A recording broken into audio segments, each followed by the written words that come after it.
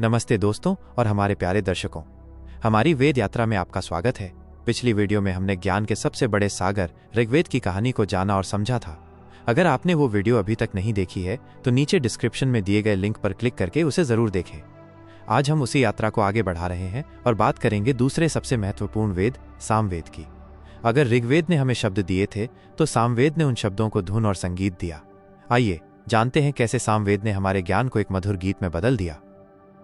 एक समय की बात है जब भारत की भूमि पर ज्ञान और तपस्या का बोलबाला था। उस दौर में ऋषियों ने वेदों की रचना की थी। सबसे बड़ा और पहला वेद था ऋग्वेद, जिसमें देवी देवताओं की स्तुति में लिखे गए मंत्र और प्रार्थनाएं थी। लेकिन ये मंत्र सिर्फ शब्द थे जिनमें भावना तो थी पर संगीत नहीं था। कल्पना कीजिए एक विशाल जंगल जहां बस मंत्रों का पाठ हो रहा है लेकिन कोई धुन नहीं है। तब एक महान ऋषि ने सोचा, ये मंत्र इतने शक्तिशाली हैं लेकिन क्या इन्हें और अधिक प्रभावशाली नहीं बनाया जा सकता। उसी विचार से जन्म हुआ सामवेद का। सामवेद कोई नया ग्रंथ नहीं था बल्कि ये ऋग्वेद का ही संगीतमय रूप था। इसे आप ऋग्वेद की आत्मा का संगीत कह सकते हैं। ऋषियों ने ऋग्वेद के मंत्रों को चुना और उन्हें विशेष धुनों में ढाल दिया।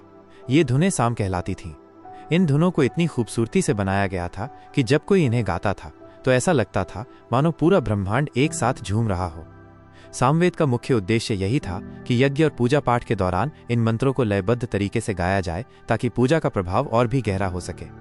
इस वेद में दो मुख्य भाग हैं, एक जिसमें मंत्र हैं जैसे ऋग्वेद में, और दूसरा जिसमें उन मंत्रों को गाने का तरीका और संगीत की नोटेशंस दी गई हैं। सामवेद की सबसे बड़ी देन भारतीय संगीत है। हमारे संगीत के 7 सुर सा रे गा मा पा धा नी की जड़ें भी इसी सामवेद में मानी जाती हैं। इसने शब्दों को सिर्फ बोलने की बजाय उन्हें गाने की कला सिखाई। तो अगर ऋग्वेद एक कविता है तो सामवेद उसका मधुर गीत है। इसने हमें सिखाया कि जब हम अपने मन की बात कहते हैं तो उसे संगीत की धुन में कहना चाहिए, क्योंकि संगीत में वो शक्ति है जो शब्दों में नहीं।